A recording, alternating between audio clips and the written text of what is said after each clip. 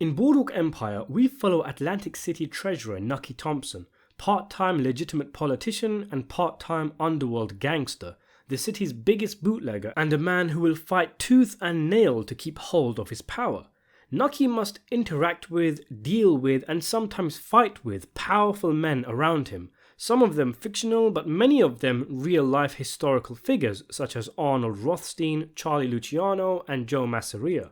In the first 2 seasons, Nucky's protege, the World War I veteran Jimmy Darmody, turns against him and launches a campaign to take Atlantic City from Nucky's grasp, but he fails in doing so and is killed by his former mentor. There may be ulterior motives for the show's killing of Jimmy, as I talk about in a previous video, but this creates a change in the show's structure for Season 3, as Jimmy was the deuterologist of the series and thus his death leaves a huge gap in the show.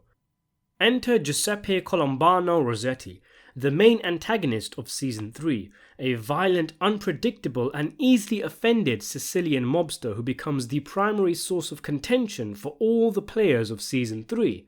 In terms of his personality and traits, he can perhaps be compared to Ralph Cifaretto of The Sopranos, another character introduced in the 3rd season of his show. Ralph is wild and unstable, but highly intelligent. Like Gyp, he has weird kinks in the bedroom and undiagnosed mummy issues. In terms of narrative though, the sociopathic Rosetti kinda reminds me of the Turk in The Godfather, in that his presence and actions force the characters around him to react and mitigate, to jump into action, to leave their comfort zone. Nucky especially, who more than the previous 2 seasons is forced to be a fully fledged gangster to react to Gyp. There's something not quite right with Gyp. Even compared to other gangsters on the show, other wild ones like Luciano, Gyp is completely unhinged. In his first scene, he and his men are stuck with a flat tire when a good Samaritan helps them out. But when the man innocently infers that Gyp should know that 3-in-1 refers to oil, Rosetti beats the man to death, and the expression shared between 2 of Gyp's men after the 3-in-1 comment shows this is definitely not the first time something like this has happened. Gyp Rosetti is considered one of the best and most memorable characters of Boardwalk Empire. Played brilliantly by Bobby Cannavale, he takes the complete spotlight of Season 3.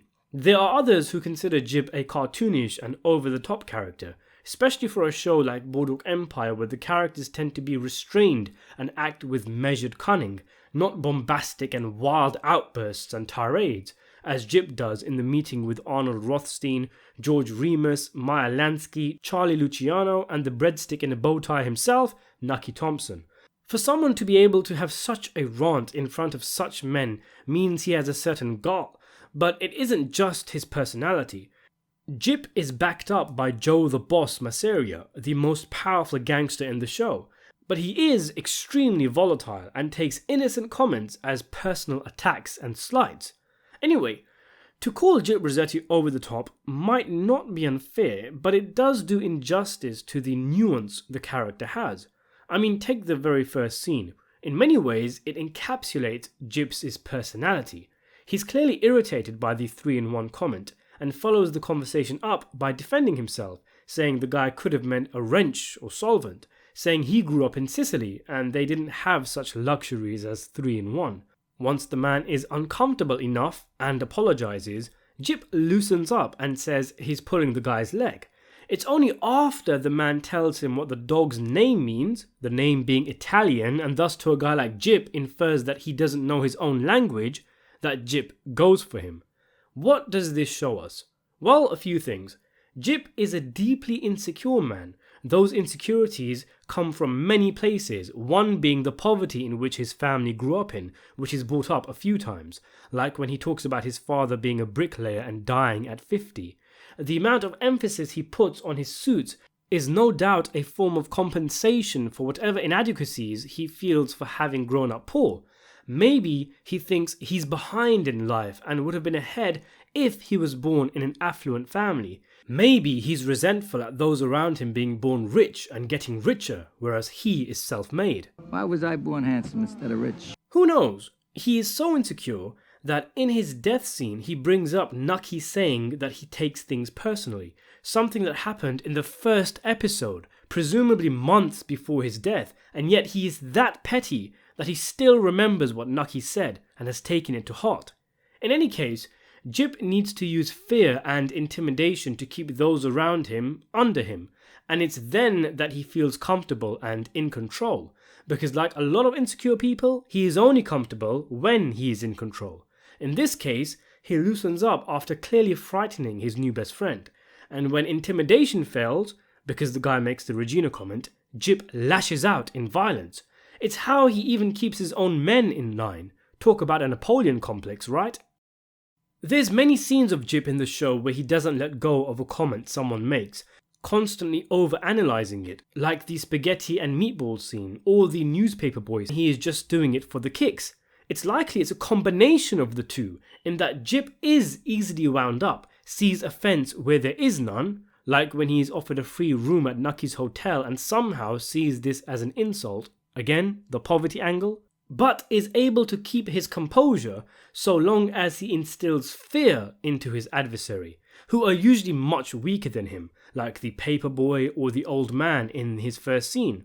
When he isn't able to do this, when people are not afraid of him, that's when he lashes out, like his tirade against Nucky. Gyp Rosetti would probably be better off as a mad dog enforcer, someone whose name you use to instill fear in people. A restaurant doesn't want to pay its dues? Hey, how about I send Gyp to collect next week? He'd probably be great at that, but as a wannabe street boss, as a field commander, the man is a ticking time bomb who you know is going to wind up dead somewhere down the line. Even Masseria admits to his face at one point that he can't control him. How much? Ti posso controllare a te. Non mi posso fidare di te. Allora, come posso permettere uno come a te?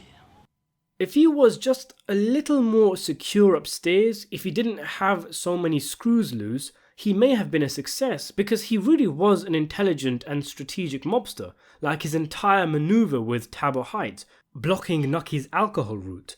He was also clever enough to appeal to Joe the boss's ego and talk his way out of getting whacked. Couple this with his fearlessness and Masseria's backing, and the man is a force to be reckoned with, the closest anyone has come to killing Nucky in the first 3 seasons. But his instability and violent nature was ultimately his downfall, that and Nucky being far more cunning. Gyp is really on a different page to all of us. The scene where he has Tonino's cousin on the beach, doomed to a death by drowning. After Tonino's pleading, he takes a shovel, but instead of digging the man out, he batters him to death with it, telling Tonino he now owes him. This is quite interesting. Did Gyp just get a kick out of the whole affair? Was he being twistedly playful with his line to Tonino? Or does he genuinely believe that he has done Tonino a favour by giving his cousin a quicker death? With how psychopathic Gyp is, I wouldn't put it past. Gyp's home with his family is very telling.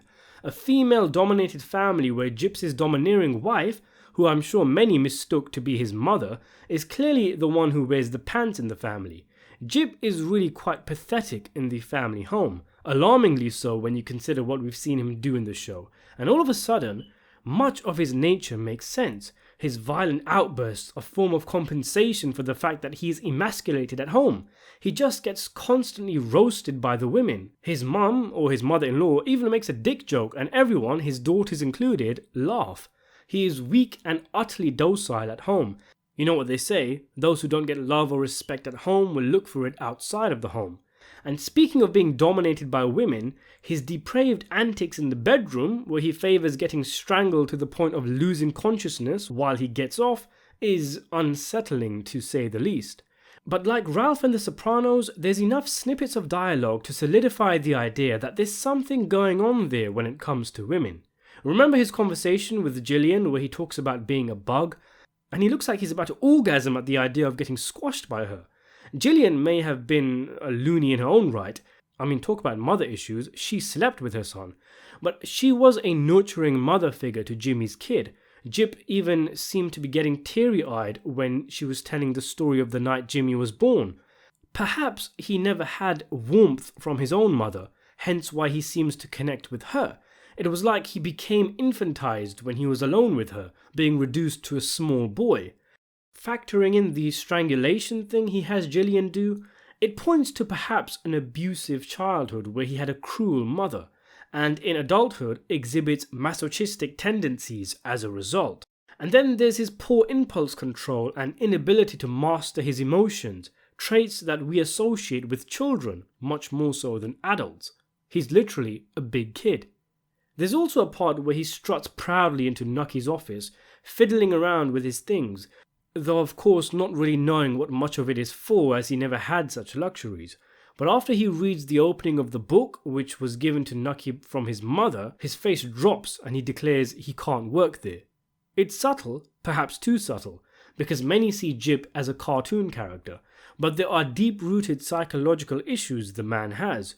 He might see himself as a big-time gangster, a bootlegger, but in reality he's a goon, a violent thug living on borrowed time, desperate for respect and recognition, partly because he gets none at home.